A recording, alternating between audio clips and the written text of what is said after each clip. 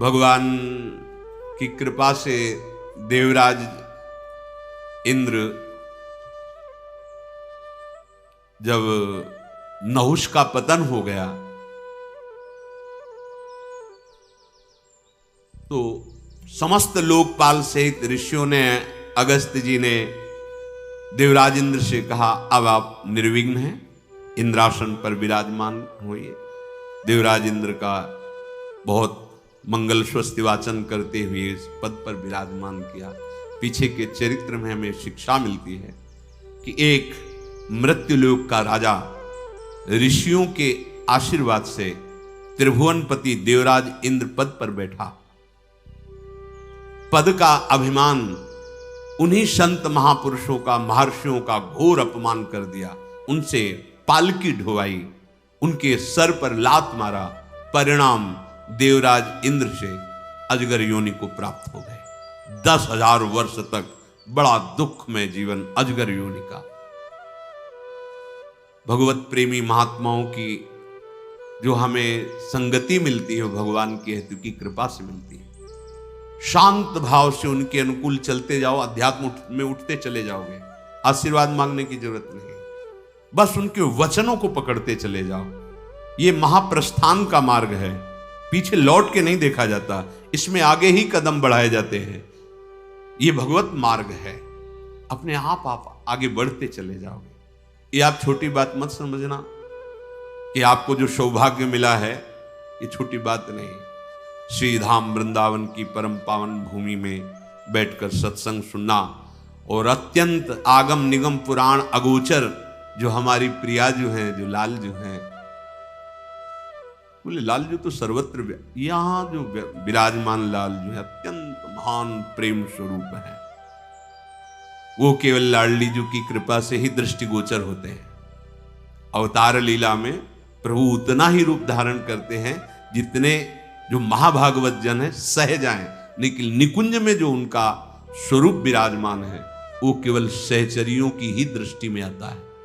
इसीलिए न देवैर ब्रह्मादेर न खलौर भक्तैर न सुहृदा, नहीं, यह नारदाजे सुकैरगम्यम। इसे ये महापुरुषों ने जो वचन कहा है, अद्भुत सौंदर्य, अद्भुत प्रेम, अद्भुत महिमा। जब हमें रसिकों की कृपा मिली है तो इसमें अब थोड़ा सावधान हो जाइए, मनमानी करना बंद कर दीजिए। हम तो देखते हैं कि अवहेलना करने वाले जन तिलक लगाने में भी असमर्थ हो गए। रज माथे पे रखना, जो रज शिव सनकादिक याचत, वो उनको चुभने लगी। पाउडर लगाए, वो क्या, वो चिकना चिकना, ये रज, ये देखो अपराध बना, देखो अपराध का फल। जहां रज के स्पर्श से रजोगुण का नाश करके भगवत प्रेम प्रदान करने में समर्थ है ये रज। यो ब्रह्म रुद्र शुक नारद भीष्म मुख्य रालक्षितो न सहसा पुरुषस्य तस्य सद्यो वशीकरण चूर्ण मनंत शक्तिम। जहां आचार्य चरण कर रहे वृंदावन रज का सेवन करने के लिए, जैसी थरिवंश अनंत सचुनाही बिनुया रज हिले, रज लगाने की हिम्मत नहीं रह गई।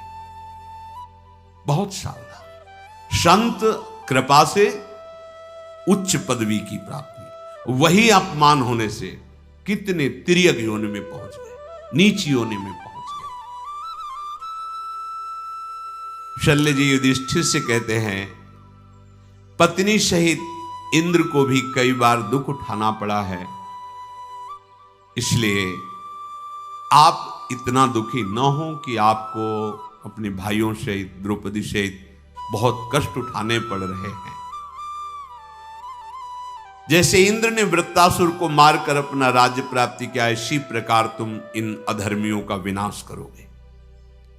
शत्रुसूदन, जो ब्रह्म ऋषियों का द्रोह करता है, जो पापात्मा है, वो निश्चित नष्ट हो जाता है। बस समय देखो, जब तुम अपराध करोगे तो तुम्हारे सामने विषय सुख की भरमार हो जाएगी। सूक्ष्मता समझना।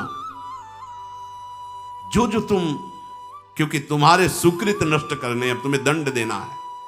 अब वो भूला हुआ प्राणी समझ नहीं पाता, वो समझता है पहले से ज्यादा सुखी हो रहा हूं, क्योंकि सब अनुकूलताएं एक साथ घेर रही, क्यों अभी तुम राज से नहीं, वो सुकृत तुम्हारे नष्ट हो रहे हैं। और जहां तुम धर्म के मार्ग पर चले तो सारे दुष्कृत भस्म होना शुरू हुए। अब तुम्हारे आगे प्रतिकूलता, निंदा, अपमान, दुख, अब आपको लगा ये क्या है, जितना भजन जितना और कहने वाले मिल जाते हैं। ये रहस्य है, इस सिद्धांत को समझो। जो दुराचारी है, जो ब्रह्म ऋषियों से द्रोह करने वाला है, वो पापात्मा नष्ट हो जाता है, जैसे अगस्त जी के शाप से नहुष नष्ट हो गया।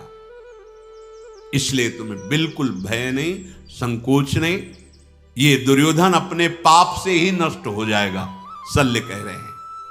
तुम अपने भाइयों के साथ और द्रौपदी के साथ इस समस्त भूमंडल के एक छत्र राजा होगे, तुम चिंता मत करो। युधिष्ठिर, दुर्योधन के अपराध से तथा भीमसेन और अर्जुन के बल से मुझे दिखाई दे रहा है कि अब क्षत्रियों का संहार निश्चित है। युधिष्ठिर जी के मामा जो शल्य जी हैं, वो ऐसा आश्वासन दिया और कहा मुझे विदा करो, क्योंकि दुर्योधन ने स्वागत करके मुझे अपने पक्ष में कर लिया है। अनजाने में मैं समझ रहा था कि आपके द्वारा ये व्यवस्था हुई तो मैं आपको वरदान देना चाहता था, पर सामने दुर्योधन आ गया और बोला मामा जी मैंने ये सेवा की तो अब मैं उसके पक्ष में जा रहा हूं, पर विजय तुम्हारी होगी। युधिष्ठिर जी ने फिर नमस्कार किया और कहा आपको याद है हमारी बात, जब अर्जुन का युद्ध होगा तो कर्ण सामने आएगा, अर्जुन के सारथी श्री कृष्णचंद्र जी होंगे तो कर्ण के सारथी आप होंगे, क्योंकि आप जैसा बलशाली और रथ चलाने का ज्ञान, सारथी का ज्ञान भगवान श्री कृष्ण की जोड़ में आप ही हो। तो आपको बस एक ही बात करेंगे, जहां वो उत्साह प्रकट करे तो वाणी के द्वारा उसका उत्साह नष्ट कर देना, बस इतना आप कार्य करते रहना। शल्य जी ने कहा तुम निश्चिंत रहो, मैं तुम्हारे हित के लिए ही आया था सेना एक अक्षोणी लेकर, पर अब सेना सहित रहूंगा उधर, पर विजय से तुम्हारी तरफ रहेगी। जितना मेरे अंदर ज्ञान है उसके अनुसार मैं उसके बल की हानि करता रहूंगा कर्ण की वाणी के द्वारा। तदनंतर विशाल चतुरंगणी सेना लेकर के सात्वत वंश के महारथी युधान, जिनका नाम सात्यकी है, ये महाराज युधिष्ठिर से मिले आकर के। बड़े वीर पराक्रमी सात्यकी हैं। इन्होंने ही सभा में बलराम जी के लिए कहा था कि आपके हृदय में छुपा हुआ दुर्योधन का प्रेम बुलवा रहा है। एक अक्षोणी सेना युधिष्ठिर की विशाल वाहिनी में जैसे समुद्र में नदियां मिलती हैं, ऐसे सात्यकी आके मिला। महाबली चेदिराज धृष्टकेतु एक अक्षोणी सेना लेकर अमित तेजस्वी युधिष्ठिर के पक्ष में हुए। मागधवीर जयतसेन जो जरासंध का महाबली पुत्र सहदेव, ये एक अक्षोणी सेना के साथ धर्मराज युधिष्ठिर के पास मिले। समुद्र तटवर्ती जलप्राय देश के निवासी अनेक प्रकार के सैनिकों से घिरे हुए पांड्य नरेश एक अक्षोणी सेना लेकर युधिष्ठिर के पास मिले। उस सैन्य समागम के समय युधिष्ठिर का सुंदर वेशभूषा और तेज मंडल से प्रकाशित मुख देखने योग्य था। द्रुपद की सेना तो पहले से उपस्थित थी। विभिन्न देशों से आए हुए सूरवीर पुरुषों द्वारा द्रुपद के महारथी पुत्र बहुत सुशोभित हो रहे थे। इस प्रकार मत्स्य नरेश सेनापति विराट भी पर्वतीय राजाओं के साथ एक अक्षोणी सेना पांडवों की सहायता के लिए प्रस्तुत की। कुल मिलाकर पांडवों के पास 7 अक्षोणी सेना हुई, जो बहुत ही भयंकर दिखाई दे रही थी, एक से एक महाबलशाली। पांडवों का हर्ष बढ़ाते हुए सैनिक सिंहनाद कर रहे थे। इधर दुर्योधन के पास राजा भगदत्त एक अक्षोणी सेना, ये बहुत बड़ा बलवान राजा है। चीन और किरात के योद्धाओं से भरी हुई भगदत्त की दुर्धर्ष सेना, सब पीले वस्त्र पहने हुए मानो कनेर के फूल का जंगल हो, ये दुर्योधन के पक्ष में आए। भूरिश्रवा, शल्य, एक एक अक्षौणी सेना, सल्लेही जिनके मामा, एक एक अक्षौणी सेना लेकर दुर्योधन के पास। हृदीक पुत्र कृतवर्मा, भोज, अंधक, कुकुरवंशी वीरों के साथ एक अक्षौणी सेना लेकर दुर्योधन के पक्ष में। बनमालाधारी पुरुष सिंहों से कृतवर्मा की सेना बहुत बलवती और सुशोभित हो रही थी। जयद्रथ अन्य राजाओं के साथ एक अक्षौणी सेना लेकर पर्वतों को कंपायमान करते हुए दुर्योधन के संग। वो एक अक्षौणी विशाल सेना, ऐसा लग रहा था मेघमंडल चला रहा है, बड़े बड़े हाथी रथ घोड़ों से। कंबोज, नरेश, सुदक्षिण, यवनों, शकों ऐसे वीरों के साथ एक अक्षौणी सेना दुर्योधन के पक्ष में। ऐसा लग रहा था वीरों का सैन्य दल पूरी पृथ्वी का मर्दन कर देगा, क्योंकि म्लेच्छ और शकों की सेना उनके साथ थी। कौरव सेना में महिष्मतीपुरी के निवासी नील राजा, ये श्याम वर्ण के शस्त्रधारियों के साथ एक अक्षौणी सेना दुर्योधन के पक्ष में। अवंती देश के राजा बिंदु अनुबिंद, एक अक्षौणी सेना दुर्योधन के पक्ष में। कैकेय देश के 5 नरेश, एक अक्षौणी सेना दुर्योधन का हर्ष बढ़ाते हुए उसके पक्ष में।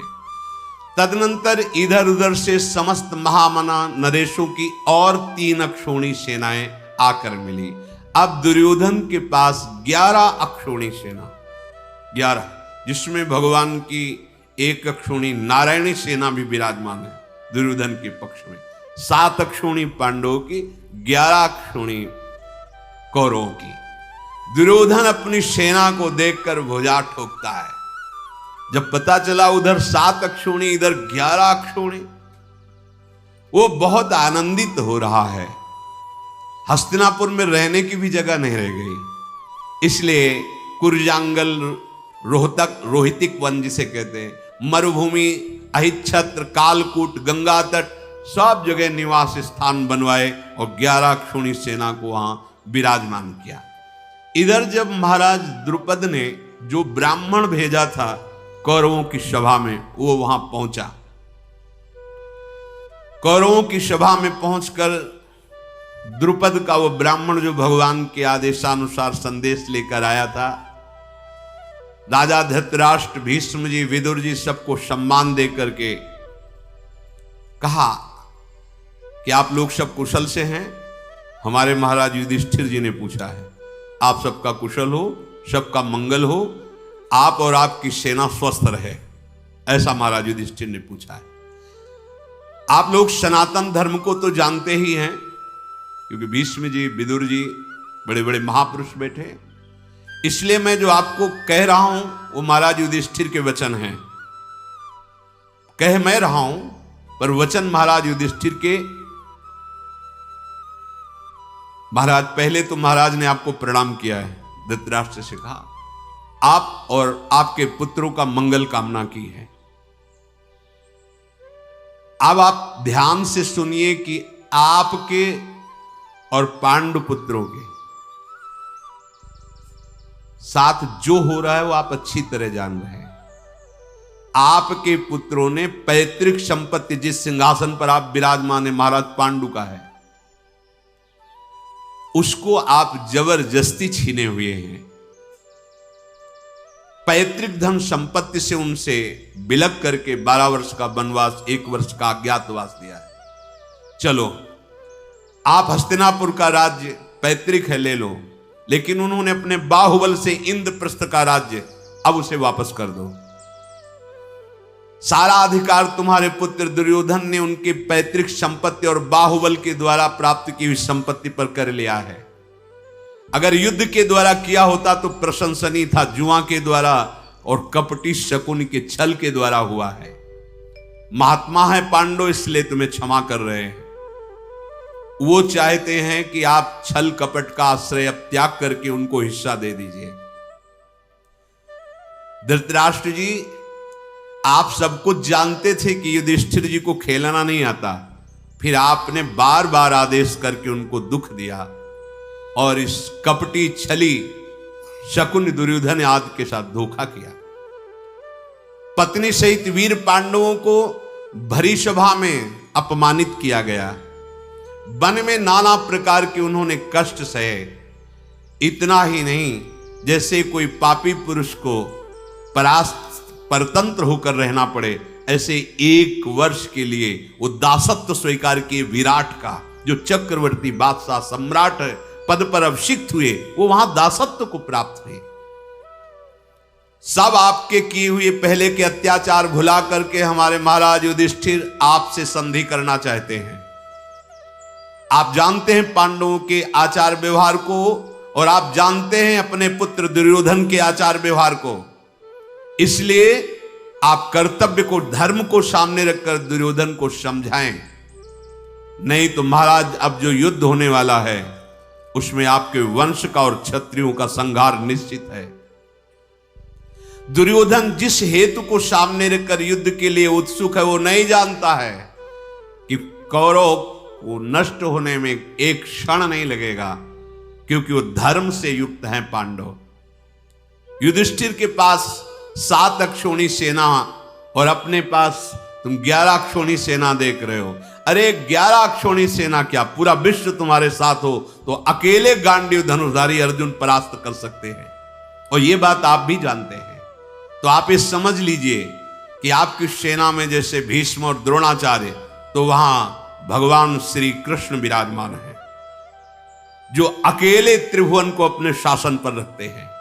और महाबली सात्यकी विराजमान है। अगर यहां नारायणी सेना है तो अकेले लड़कर के नारायणी सेना को परास्त करने की सामर्थ्य सात्यकी में, बहुत बड़ा बलवान योद्धा है।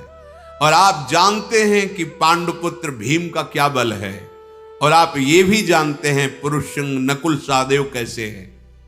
अकेले 1000 अक्षौणी सेना को अर्जुन क्षण में नष्ट कर सकते हैं।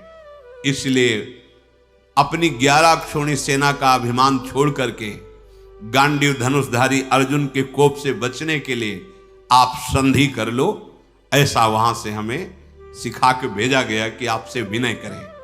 हमारे वचन नहीं है, महाराज युधिष्ठिर के वचन है।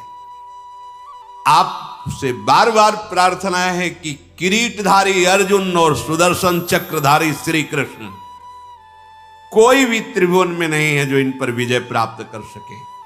आप लोग थोड़ा भी यदि धर्म जानते हो तो पांडवों को उनका आधा राज्य दे दो और शांति से आनंद पूर्वक रहो।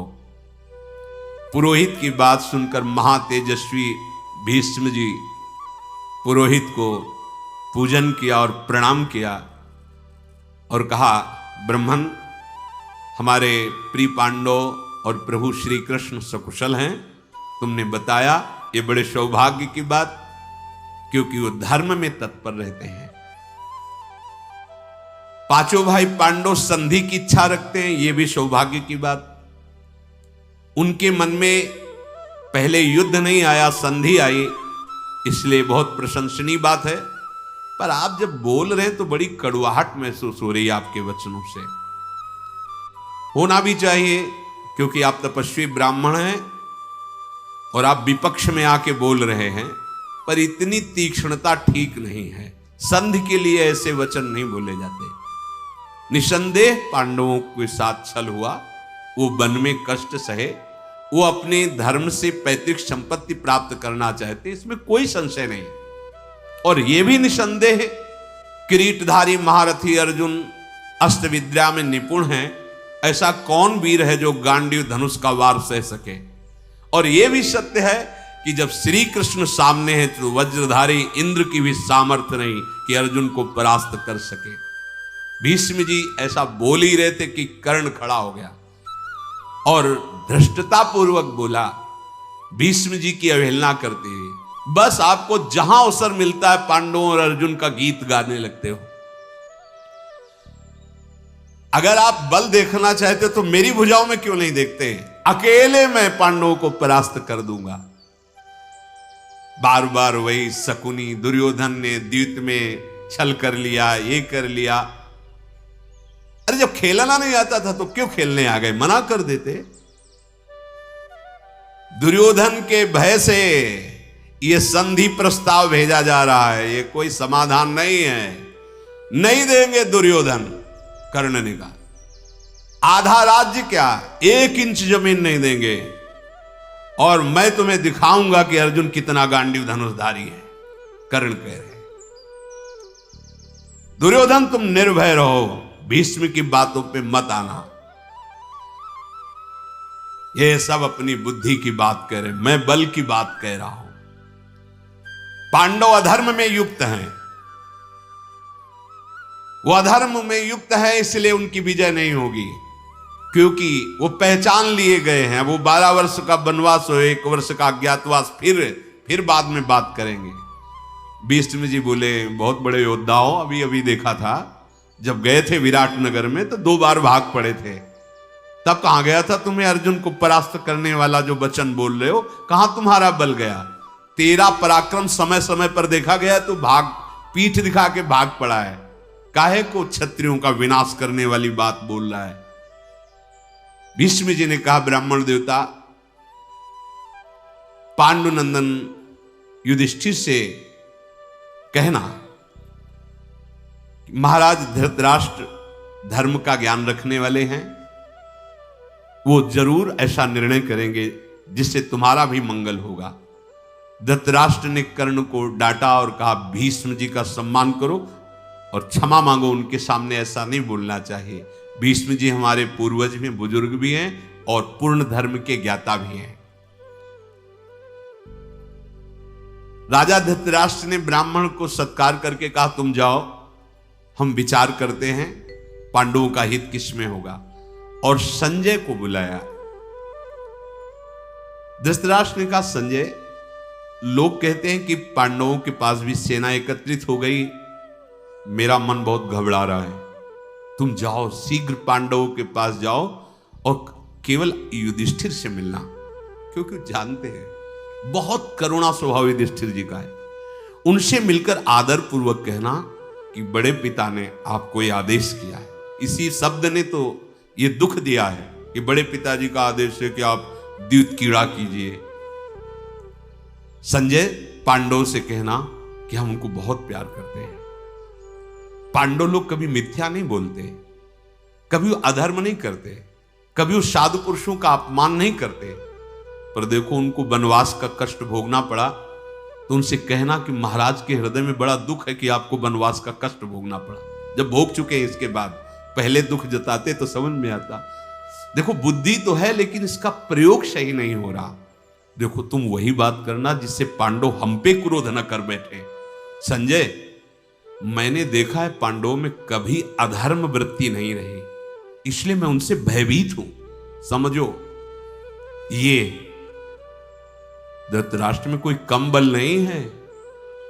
युद्ध के परिणाम की बात कह रहे, जब परिणाम में सुना कि 100 पुत्र मारे गए और युधिष्ठिर पैर छूने आए, तो उनका भीम कहां है?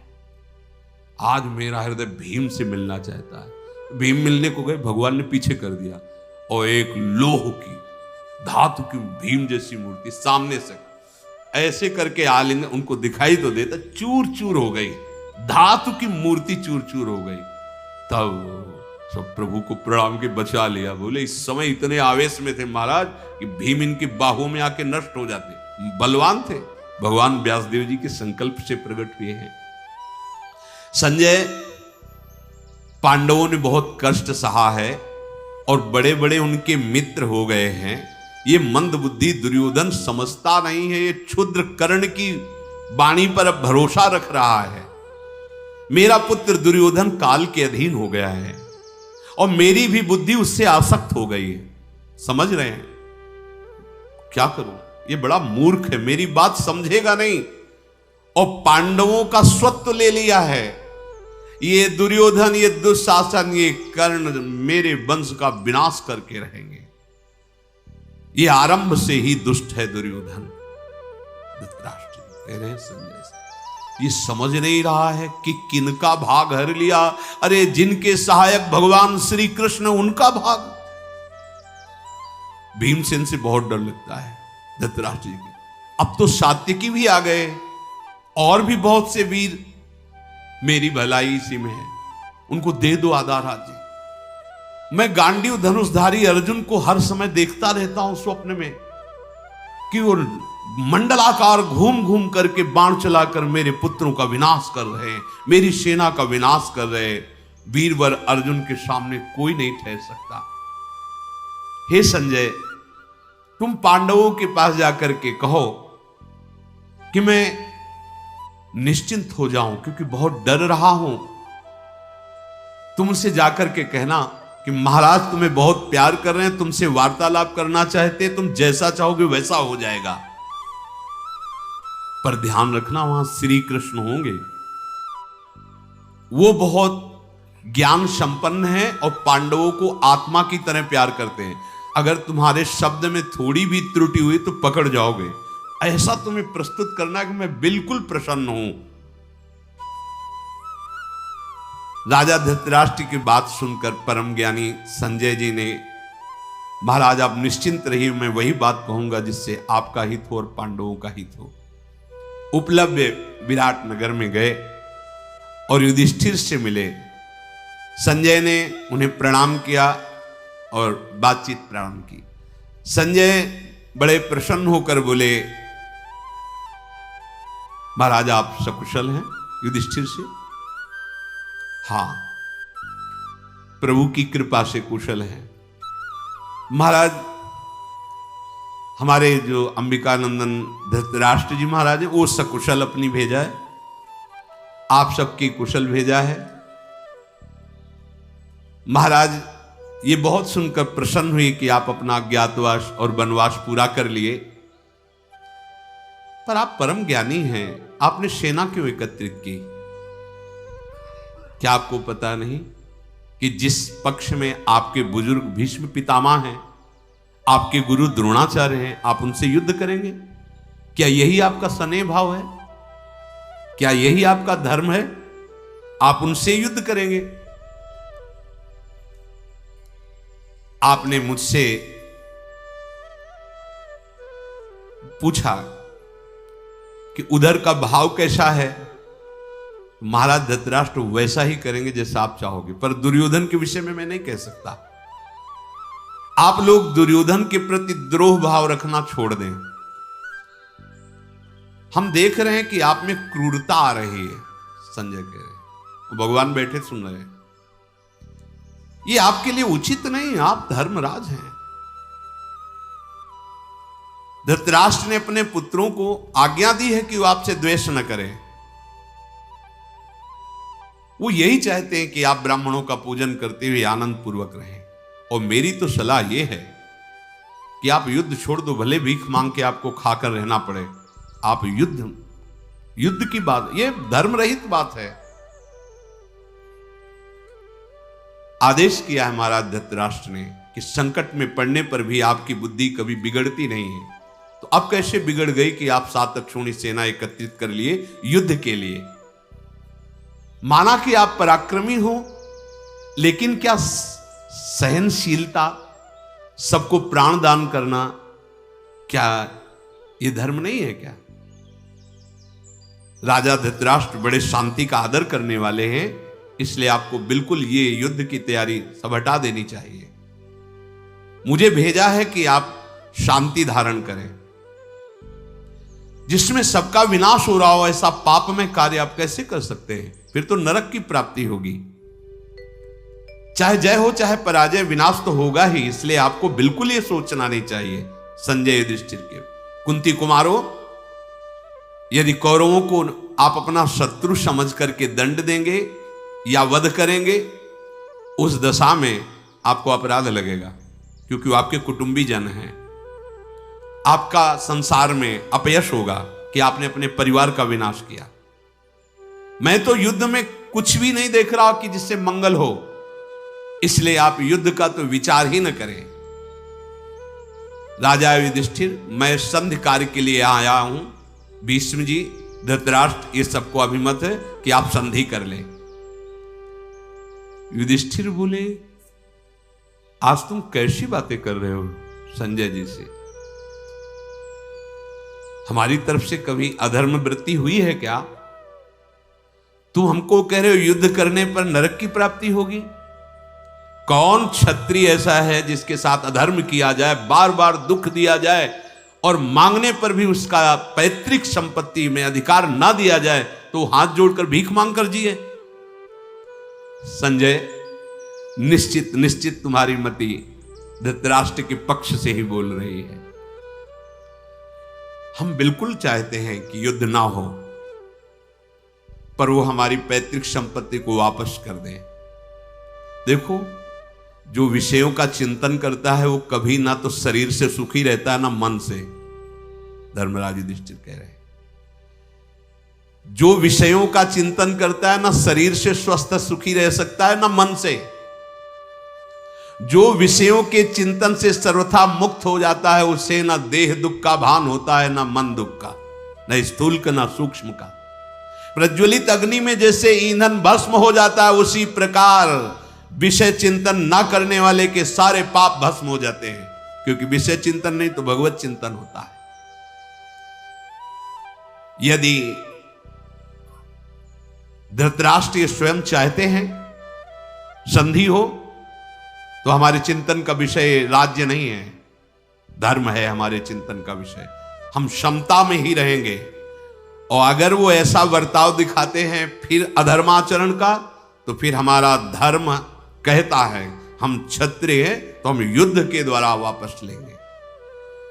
देखो, जैसे कोई मनुष्य ग्रीष्म ऋतु की दोपहरी में जंगल में आग लगा दे आसपास और बीच में फंसा हो और तीव्र हवा चल रही हो, फिर वो अपने बचाने के उपाय सोचे, तो उसे मूर्ख ही कहते हैं। क्योंकि एक तो गर्मी का समय है, सब शुष्क है, और बीच में है और स्वयं आग लगा दी। ऐसे ही आपके महाराज धृतराष्ट्र ने आचरण किया है। अब आग लगा दी है और वो जंगल में फंस गए हैं, अब उनको जलना ही पड़ेगा, या तो मेरी बात मान लें। हम विदुर जी की बात, भीष्म जी की बात कभी नहीं काट सकते, पर धृतराष्ट्र जी अपने पुत्र में ममता करके जो निर्णय कर रहे हैं ये मान भी अब नहीं सकते, बहुत हो गया है। दूसरों का मान मिटाकर अपना मान चाहने वाले, ईर्ष्यालु, क्रोधी, धर्म का उल्लंघन करने वाले कोई भी हो, ये कभी सुख चैन से नहीं रह सकते। युधिष्ठिर जी कह रहे हैं, जो क्रोध करता है, जो शास्त्र शिक्षा के अनुसार नहीं चलता है, ऐसा पाप बुद्धि दुर्योधन, कभी इसका मंगल हो सकता है संजय? जब तक कौरव विदुर जी की बुद्धि के अनुसार बर्ताव करते थे तब तक मंगल था। अब ना उनके राष्ट्र का मंगल है ना उनके कुल का मंगल है। धन के लोभी दुर्योधन के जो मंत्री हैं, दुशासन, शकुनी, सूतपुत्र, कर्ण, ये सब उनका नाश करवाएंगे। मेरे विचार में अब कोई उपाय नहीं रह गया, या तो महाराज आधा राज्य वापस कर दे, नहीं तो युद्ध। अगर भीमसेन, अर्जुन, नकुल, सहदेव, भगवान श्री कृष्ण ये हमारे साथ है, तो मैं देवराज इंद्र की भी सामर्थ्य नहीं देखता हूं कि मेरे स्वत्व का वो अपहरण कर लें। सब कुछ पहले जैसा हो जाएगा। हस्तिनापुर का राजा दुर्योधन बने और इंद्रप्रस्थ मुझे वापस कर दिया जाए। श्री युधिष्ठिर जी ने संजय जी से ऐसी जब बात कही तो संजय जी ने कहा, तुम्हें मालूम होना चाहिए कि भगवान श्री कृष्ण बहुत प्रभावशाली और महान ज्ञानी हैं, ये सब कर्मों का परिणाम जानते हैं, तो इनसे भी पूछ लीजिए इनकी क्या राय है।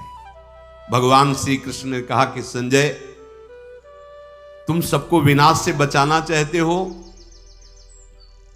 मैं देख रहा हूं, लेकिन तुम धृतराष्ट्र के पुत्रों का अभ्युदय चाह रहे हो। तुम्हें यह पता नहीं कि पांडवों को कितना कष्ट मिला हुआ है, और यहां संधि की बात करने आ गए हो। पांडुनंदन युधिष्ठिर आज तक कितना कष्ट सहे है, ये तुम जानते हुए उनसे कह रहे हो युद्ध करोगे तो नरक मिलेगा।